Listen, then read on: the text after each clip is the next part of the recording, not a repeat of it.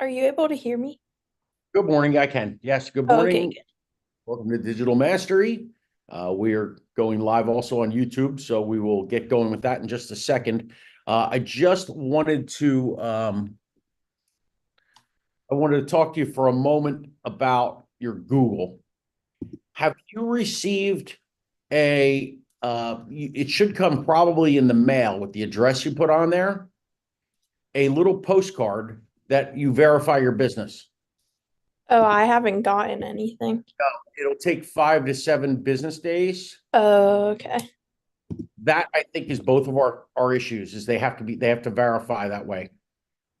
Yeah, I'll check the mail today because it's been a week now, right? We did it last Wednesday. It's been close to a week, yeah, but again, it doesn't necessarily mean that it can take that long, and especially right now, mail's been slowed up, and Yeah. there's all the weird stuff going on out there. So, so that's that. What I want to do today with you guys is work on RPR. Have you guys are you familiar with RPR? Do you know what RPR is? I don't know what it is. Okay, good. Now you will get this, Mackenzie, as soon as you get in on the board. Okay. Uh, Everybody else should already have this.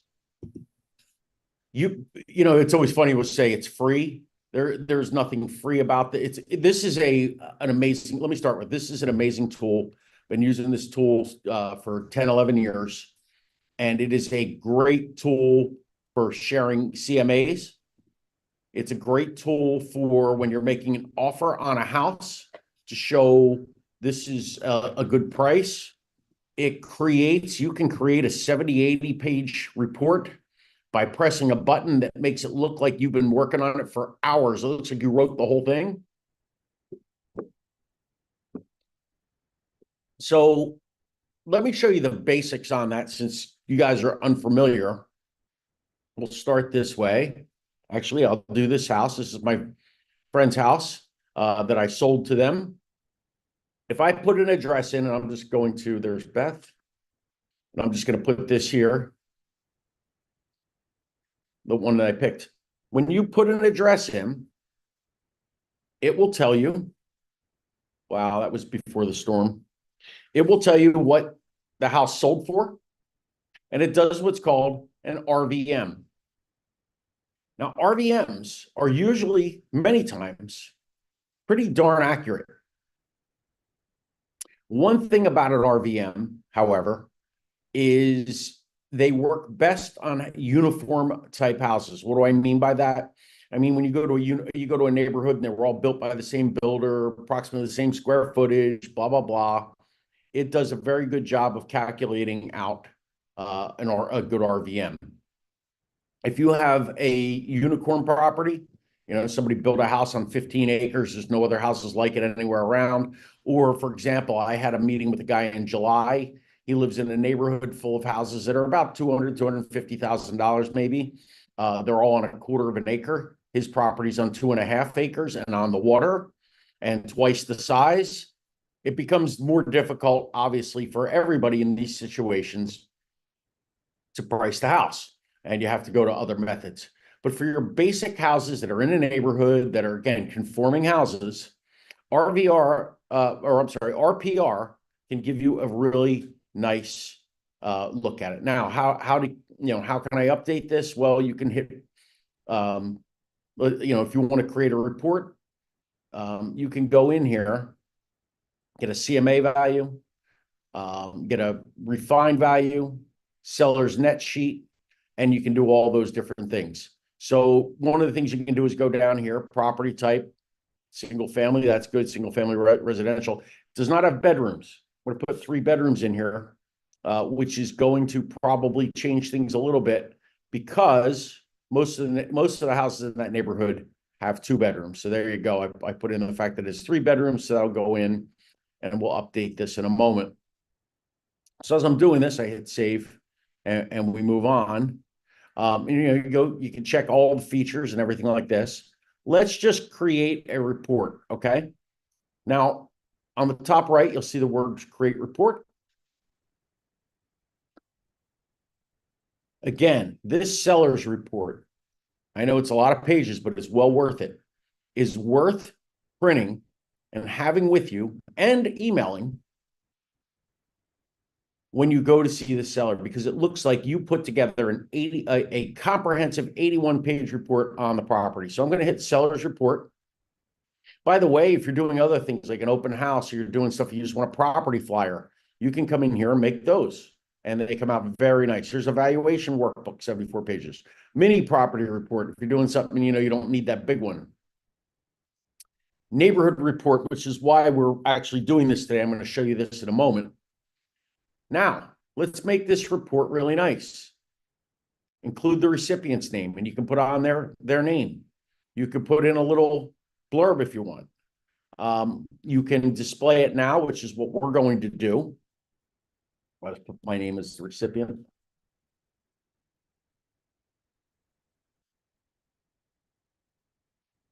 Or you can display it now or email it. If you do display it now, it opens in a PDF, then you can print it. So watch, I'm going to hit run report. And it'll take a little time to run the report. It doesn't, it's not an immediate, but usually a minute or two.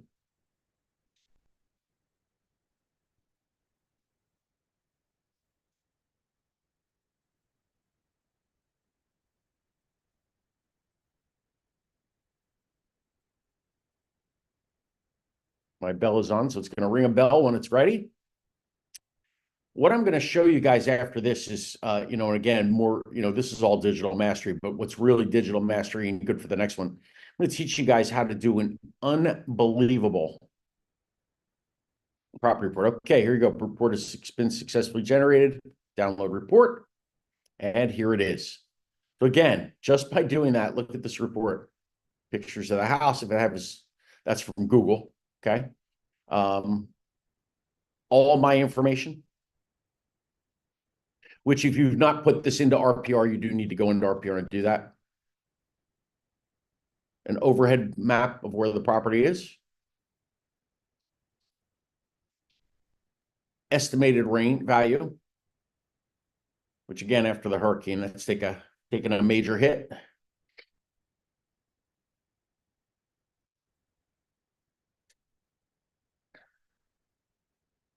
Listing facts, and you can see where realtor refinements, where I put the 3 bedrooms in here. Anyway, I'm not going to run through this whole report with you other than just kind of highlight it just so you guys can kind of see. But you can see another really good overhead shot. All the different stuff. And then stuff about livability. Housing, neighborhood, transportation, environment, health. It's all this is in here. And again, it looks like you researched this. Historical photos. I was going to say the house is blue now. They just painted it. We'll keep running through that because it doesn't really matter. Property history. Now, this is, again, where it looks like you did your research. You can see where the prices of this house went.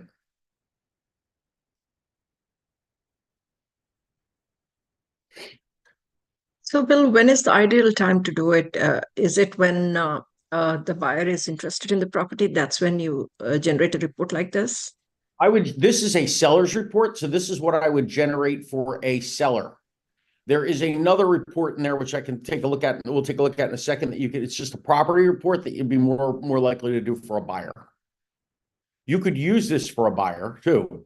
It's a lot of information for a buyer, especially if there's somebody that isn't, if you want to send them an email, certainly send them an 81-page email. Although, it'll show that you're really thorough. I would print this for a listing. I would not print this for a buyer because, imagine they say they want to see 5 houses. Do you really want to print 400 pages? And the answer is no. So I'll show you, there's other reports. As you fly through here, you can see mortgage records are on here, seller and financing. They paid cash, so there's no financing. Now, and this is what's really good. Market activity. So again, this Renuka, not that this would not be something a buyer wants to know because they do, but this just shows you things like the median price, median home value, median listing price, if it's up or down. Median So days. just sorry to interrupt you, Bill. Just curious to know what's the difference? I mean, what more do we get to see in this report compared to MLS report that we see or the CMA report that we generate? Well, this is a CMA report. So depending on where you would generate one from, and I would generate them from here, Okay, it's pretty much the gotcha. same information. Yeah. Awesome. Median, Okay. yeah, median days in market's an important one. You know, is that up or down, and where's that going? Listing price versus sales price. Guys, this is something that I always hammer, that you know this. And you know this when you go and talk to people, especially, you know, and this is true with buyers. So let's just say we listed this house for $550,000, like it's asking, all right? And somebody comes in and says, "Oh, I want to make an offer of 475." Well, wait a minute. Houses in that market are selling for 3.6% to 3.3% under the listing price. Okay? This is our facts. Therefore, that seller knows that there's probably 3.5%, give or take, wiggle room in their asking price, not $75,000, you know? Facts, guys. Remember, whenever we're talking with buyers or sellers, we need to take emotions out and turn it into a math equation. The math equation is what it is. This house is worth what it's worth. This is the wiggle room from your ask price to get you to that value. So this is also something that most realtors don't pay attention to or know. And it's a conversation you need to have with your clients, both buyers and sellers. You know, hey, you're selling the house. We expect that they're going to want to haggle, you know, looking at the statistics here in the last 120 days, about 3.6% or 3 to 3.6%. So if we price your house 3.6% higher than that 550 number, it hopefully is going to get us in a position that when we sell the house, we're back at the assessed value, or at the RVR, you know, the retail value, which is 350 or 500. I'm keep saying $550,000. Does that make sense? Most realtors don't think that way. They say, "Oh, it's worth Can you repeat it again, please? Okay. I'm sorry. So this house is worth 549, right? Is that what I said? Yeah. 549, 160. A lot of realtors would look at this number. If this number is correct, you always have to do a reality check, right? Check other comps and whatever, what else is out there. But let's say that number, we say that number is correct. The realtor then puts it on the market for 549, 160. Okay, fine. But people are finagling up to about 3.5%. So you want to figure that number in so that when there's a finagle, you can come back to what your regular market value is of the house. You don't have to do that in a market like we were in 2, 3, 4 years ago, where things were selling for price or even over asking price. But now that it's there, we want to work in a little bit of wiggle room for that 3.5% that we were looking at. So that's why it's important to know what's going on in the market. And here it is again. Here's another interesting one. Number of sales and how many days they're in the market. Price adjustments. How about this? Houses that have been on the market more than 120 days dropped 10% in price. So all these things are stuff that you can go and have a conversation with a client, you know, when you're getting ready to set them up for what the price of their home is. And when you take the pricing conversation training in our series, it's part of the objection handling success. This is the tool that you want to use to get, you know, to have those numbers. What I teach in that class over and over and over, stop making this an emotional thing. It's worth what it's worth. And it's a simple math question. You know, well, but I need to get $600,000 for my house. I'm sorry. I'd like to get, you know, $20,000 for a 1972 Pinto. But nobody's going to pay for a $200 car, $20,000. You know, it's worth what it's worth, and people have to understand that we are the black book. Everybody's familiar with the black book is? We are the black book, okay? And this is the black book for houses. What do I mean by the black book? Well, if you take a car to trade it in, the car dealer is going to look at the NADA, and there's a couple other books, which is going to show the value of the car. If you had a collectible, right? Baseball cards, you had a baseball card. You go to a baseball card shop, they're going to look and say, what is the value by looking at a book? This is the book. It doesn't matter, you know, it doesn't matter what you have to get. It doesn't matter what your mortgage is. It doesn't matter, blah, blah, blah. And this is the educational part of what you do as a coach and advisor, as a realtor, is teaching them this is what your house is worth. And we need to make decisions based upon that. Well, can't we try? Wait a minute. No. Why would somebody overpay $75,000? They're going to darn well know, because their realtor is going to show them a report just like this, that even though they may love your house, not only are they not going to pay $50,000 or $75,000 more than what it would be worth, number one. Number two, even if they wanted to, it's not going to appraise for that, and a bank will not give them a mortgage for that. And again, it's the sensible, educational conversations, and this is the report that will help you do that. And again, I'm not going to go through all of this because there's so much here, and it would take the entire, couple hours here to go through. But you can see it's here. Now, this is what I like that's next. You can see houses, what's going on. This is what's happening in the market, okay? Here's houses that are there and have sold or are active. These are the active ones here. And you can see what they're selling for, what they're going for. Wow. House on the water for $195,000. That's in the same neighborhood. This house is worth $700,000 before the storm. 6 anyway.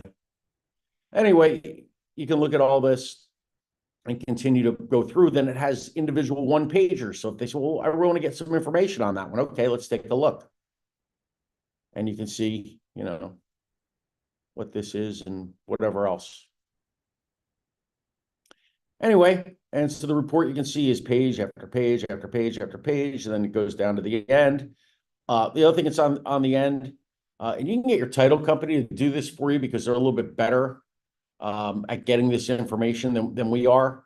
I know I have a title company that has a free app that I use for it, but you have a seller's net sheet, and this will show them what they will, an approximate, it's not, of what they would walk away with if they sold for the price that you put on there. Any questions on this report? I implore you, go in to RPR, okay, and grab some properties into your own house, do whatever, practice this, go through the reports, and learn to speak, which we're going to get to in a second. Learn to speak to each of the points that are in there, and it will make your pricing conversation so much easier because you will come speaking from authority, and that's what you need to do always in a pricing conversation. You know better, and you do know better. Okay. All right, I'm going to go back because this is what I really wanted to show you guys today. You're going to love this.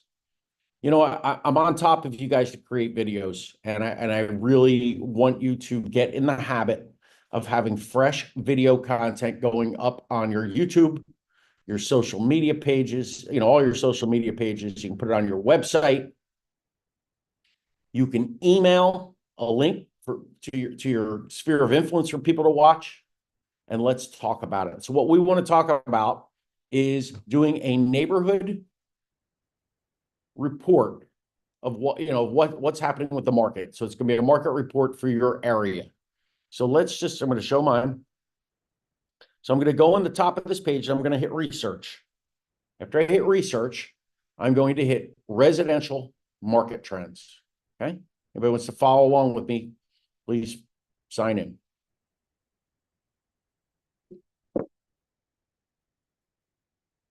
Enter a location. This is up to you. You could do a county, a city, a zip, or a neighborhood. Like we talk about in the business plan training, and we're going to continue to talk about as we write your business plans. Be a laser, not the sun. The more focused and pinpointed you are, the people that are in that particular area are going to be more interested. If I do a Florida real estate report, do you think people in Tampa care what's going on in Orlando or Miami or Gainesville or Tallahassee, right? What if I did a national one? This is what's happening across the country with houses. Well, guess what? There are so many different markets and so many different things. It doesn't tell me that much. I might have a little bit of interest, but what happens when you tell me about my town, my zip code, my neighborhood? It's going to pick up more. You could do one based on Hillsborough County or Pasco County or Pinellas County, or you could do one based on the town. I'm going to do this one based on the zip code. So watch 34654, right? And I'm going to hit that. Now, this is going to bring up a report of everything going on. The next thing that you want to do once you've done this is come over to property type. By default, it has single family, condominium, townhouse, and apartment. I'm only going to do single family.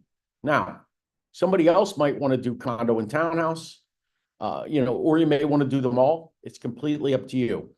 What I would suggest is I'm going to do, if I do these once a week, maybe once a month, I'm going to say, hey, this is your special week for your condo and townhome report. Or I can do 2 reports. It doesn't matter.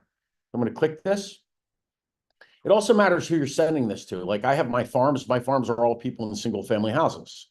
So if I have people all in single family houses, what do I want to do? I want to send them about single family houses. They're a lot less worried about condominiums. So I'm going to hit single family.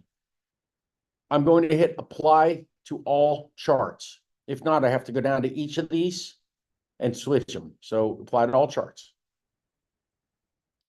Okay, so you can see there's all types of things. You can see it says it's a seller's market. Not by much, but there it is. There's 5.26 months of inventory, which is 20% higher than it was last month. We're selling right now in this zip code at a 95.7% price. So what does that mean? For every $100,000 a house is listed for, we're expecting to get $95,700 for it. Houses are spending about 2 months on the market, 57 days. And the median sale price in the zip code is $275,000. Now here's the median estimated property value, 388. It's down 1%. It's down 0.6% in 12 months. New listings, number 2, 52 new properties, which is down a little bit. Volume, medium list price, square footage. Active listings, here we go. New pending listings. These are houses that went under contract. Median days.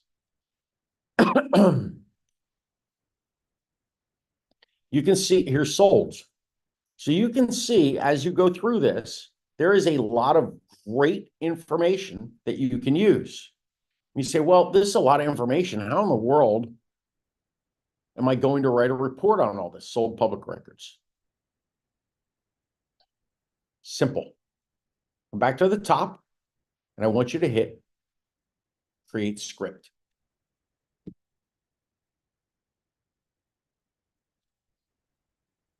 So here it is. You can choose your tone, professional, engaging, conversational, friendly, and casual. I'm going to do engaging for this one. I can do analyze metrics, social campaign, or create video script. I'm going to create the video script for this one.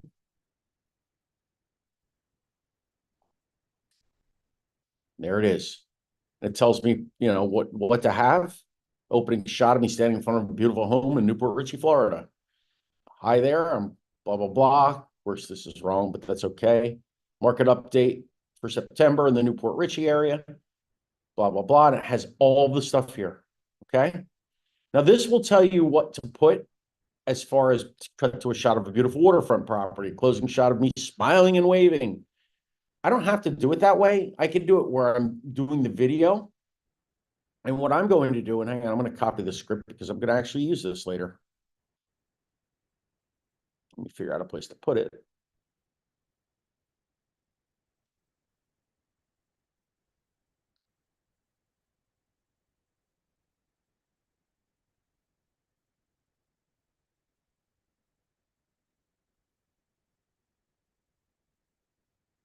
Okay.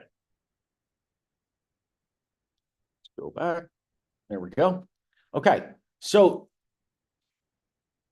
now I go into my video editor. And what I'm going to do is actually take the report, okay?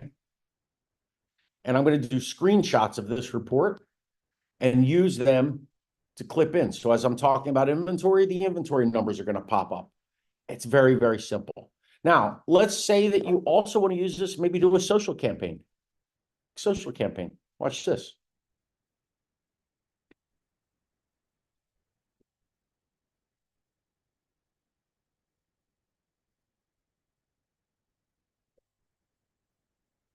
Gives me 5 different things that I can pop on. Hashtags, everything else.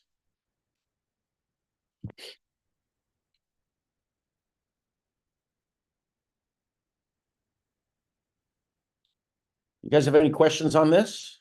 Thoughts on this? I'm all good, thank you. You guys think this is something maybe you'd use?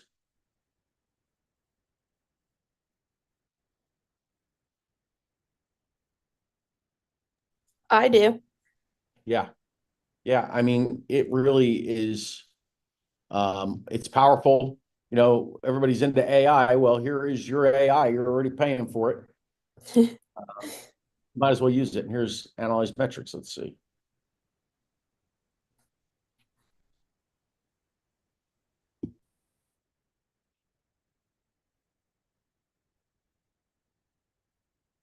And that gives you just what's going on.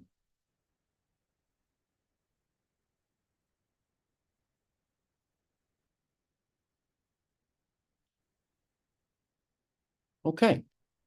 So does anybody have any other questions for this class? I'm good. Okay. So let me just give you the rest of today. We obviously are going to have our video creation hour here at 12 o'clock. In office, we're going to have Daryl Davis, who is a world-renowned real estate coach and trainer, and he's going to be doing a class. I will try to see if I can also broadcast it to Zoom. I cannot promise because, you know, obviously we're going on his platform. So, yeah, if you guys can be in office, but if not, try to get on. It'll